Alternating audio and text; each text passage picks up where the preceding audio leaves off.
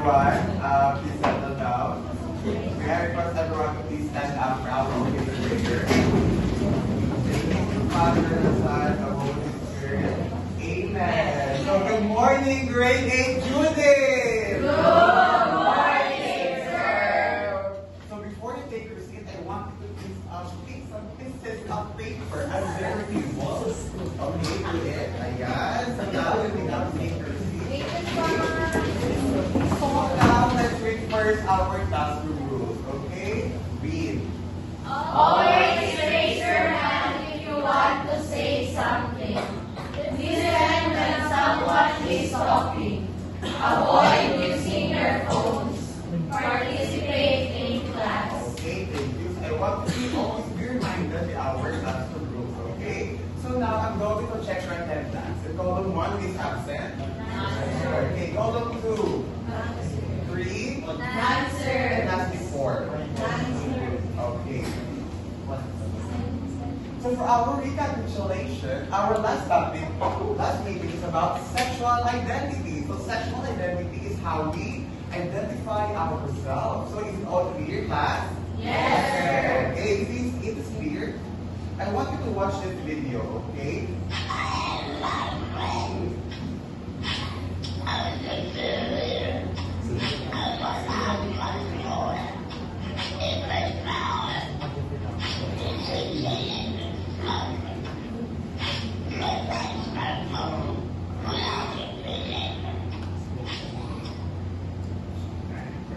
Okay, so based from our the video that you watch, what do you think is the message of the video? Anyone from the class? Who's saying? Okay. What's the video all about?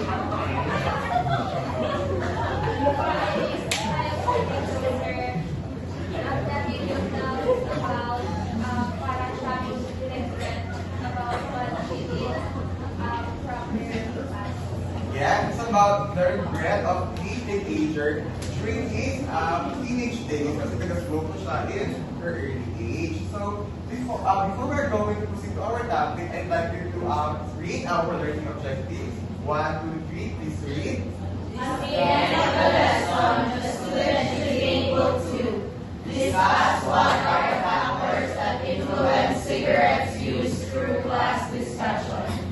Present clearly their arguments about the reasons why people smoke through Oxford-style debate, and cite comprehensively the importance of learning the factors that influence cigarette use through class participation. Is it all clear, class? Yes, sir. Okay, so now, let's define what is smoking. Anyone from the class? What is your definition of smoking? Okay, Mr. Catalan, where to do? Stand up. Smoking is basically a substance through the lungs and letting out to Yes. Mr. Catalan, you look tired. Are you tired? it's just as normal. Yeah, normal. Oh, normal. Okay, so smoking is the practice of inhaling smoke from burning plant material. Nicotine works on your brain to create a relaxing, pleasurable feeling that makes it laugh to breathe. So because of nicotine, instant message to our brain that smoke lang, huwag ka na mag-stop, kaya huli ka lang. Yeah, so, but we must always remember that smoking tobacco puts you at risk for cancer, stroke, heart attack, lung disease, and other health issues. So now, let's talk about the factors that influence cigarette use. So first, peer pressure. Diba? So peer pressure. So the reason why people smoke is because of pressure. They don't want to be efficient naman. Hindi ko naman smoke. Uy, di ba? So because of that, they smoke ang mga tao or mga bata, especially in this day. So now, next we have stress and mental health. Some people smoke because that's their coping mechanism. Diba? Once you feel sad, stressed, or you feel tired,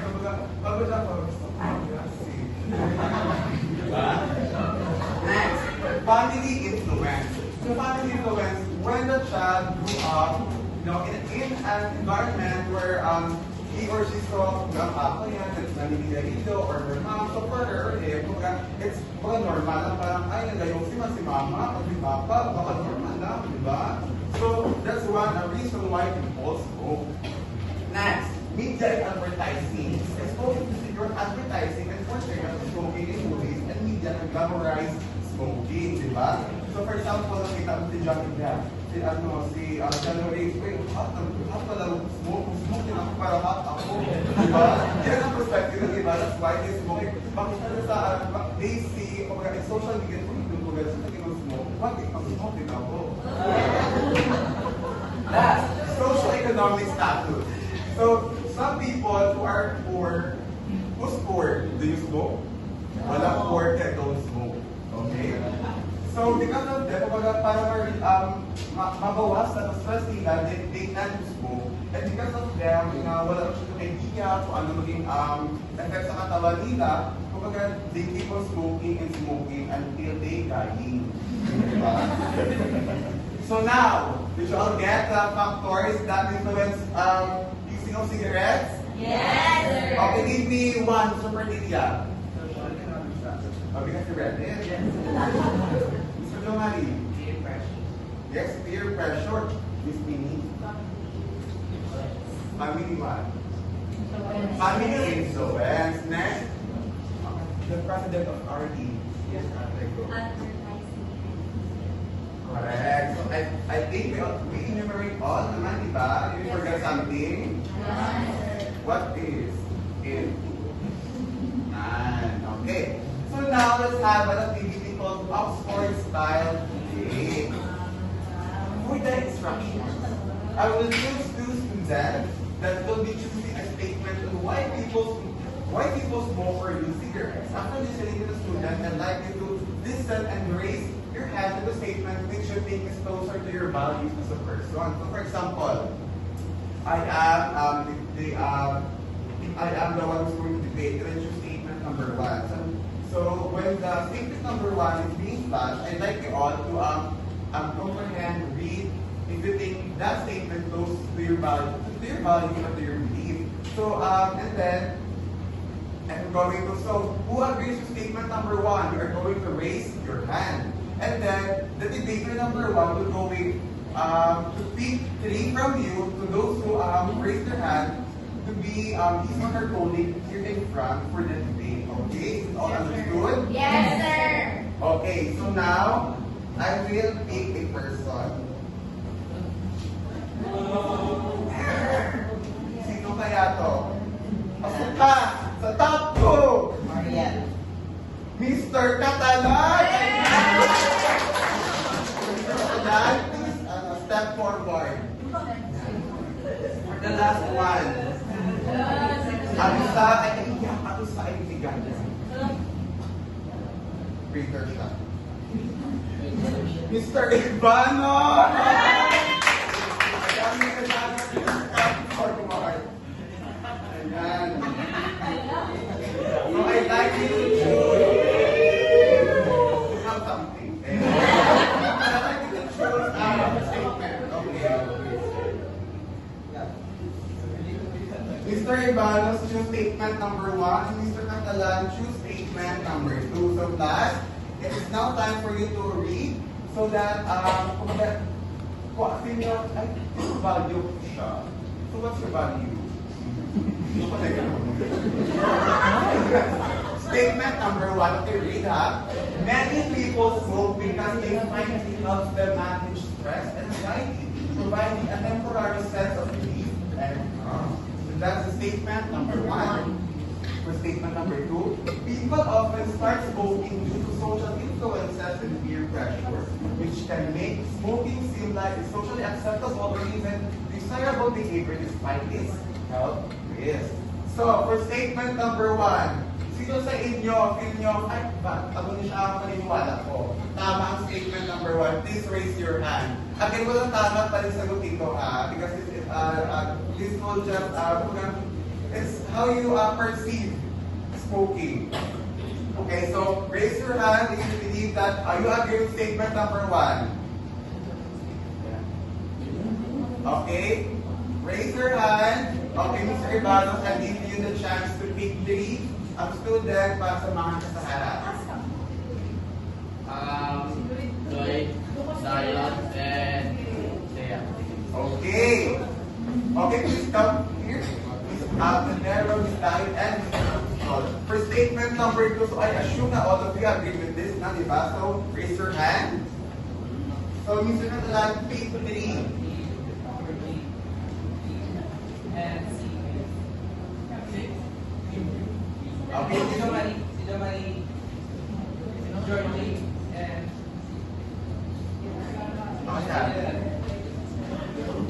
okay. So,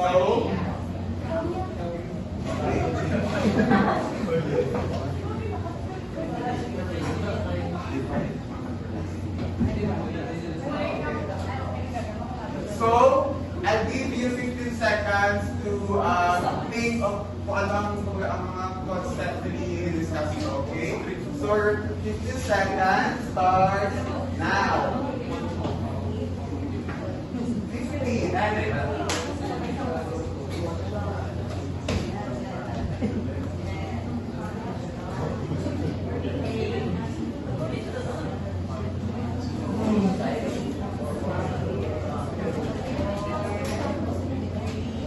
Okay, time is up. Okay, so the first group will be given 30 seconds, same as the second group.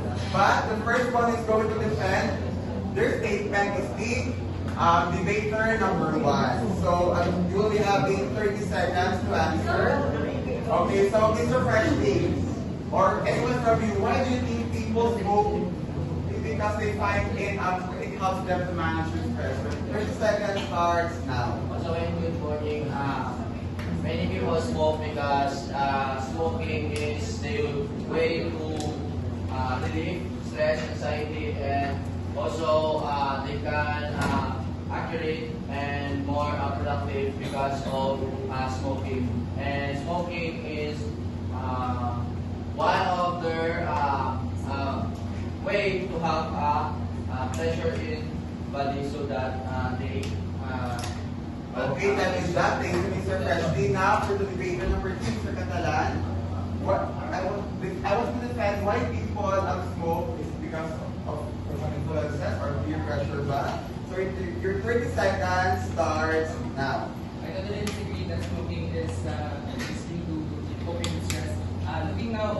Looking in this day, in this generation, smoking has been a way to such influence us to be good. So most of the teenagers right now are using smoke as a form of engagement, as a form of belongingness in the community. So I think smoking is not a form of remedy, hence it's a form of addiction and addiction acceptance among the Okay, thank you, Mr. Catalan. So I will give you 15 minutes to answer, Mr. Catalan. 15 seconds rather. 15 minutes time po na, no? So 15 seconds lang. So, your 15 seconds starts now. Alam ko rin. For me is yes.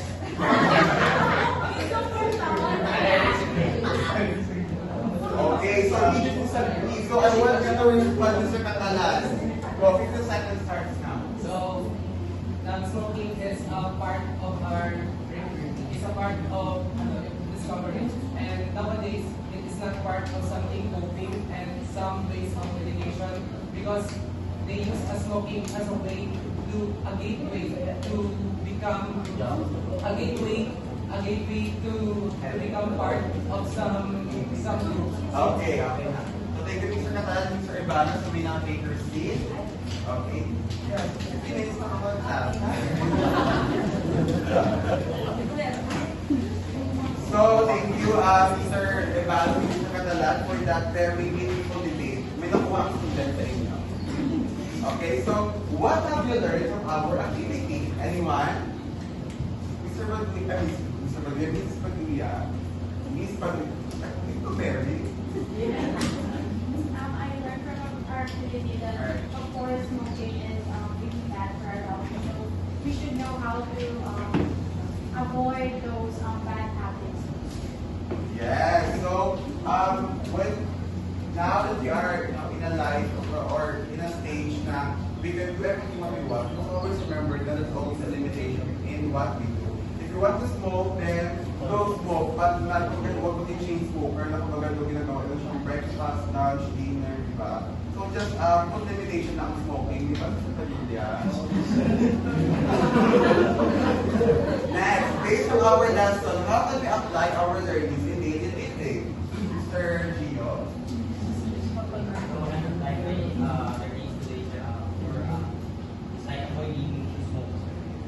Yes, avoid to smoke. Kung may smoke, avoid.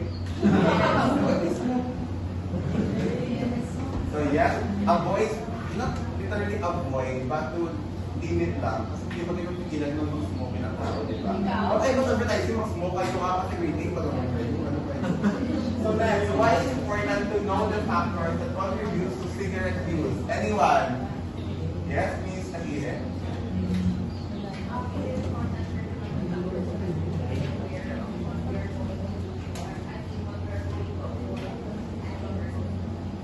Yeah, so it's important for us to know the factors that contribute to cigarette use so that kapag we have knowledge na kung makita tayo na if we feel pressure kasi ang friends natin nag-smoke na learn to say No. yes, meaning is the sign is no, diba?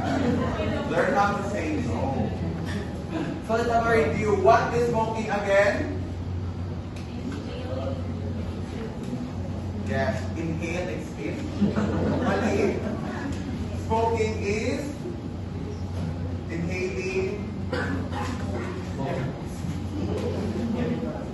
smoke or tobacco. So, what kind of factors influence cigarette use? Peer pressure.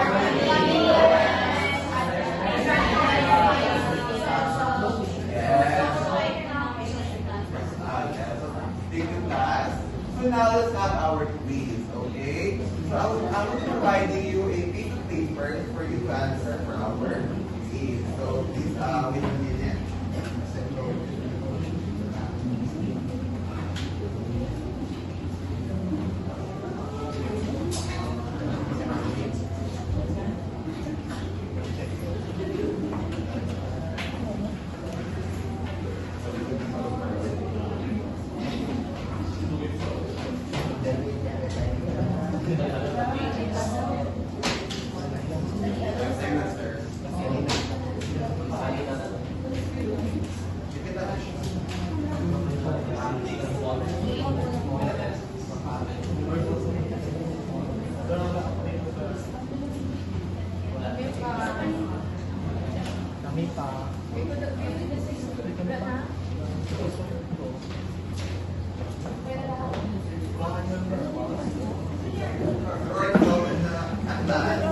Right E is true and F is false.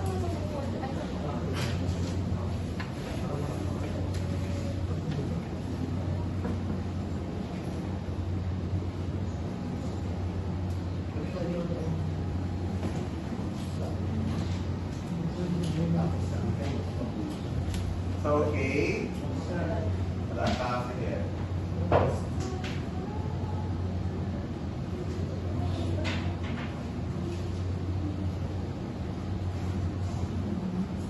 So please pass the paper forward, class.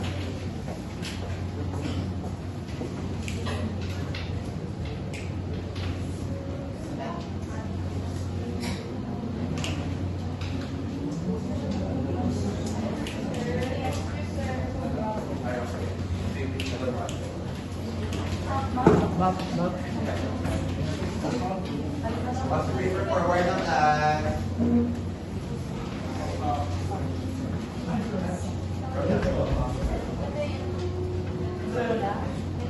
Wala na? Okay, so for your assignment, please read the advance the topic about dating, courtship, and marriage. So everyone, thank you. Time ko na ito kami, sir. Next. Paper down.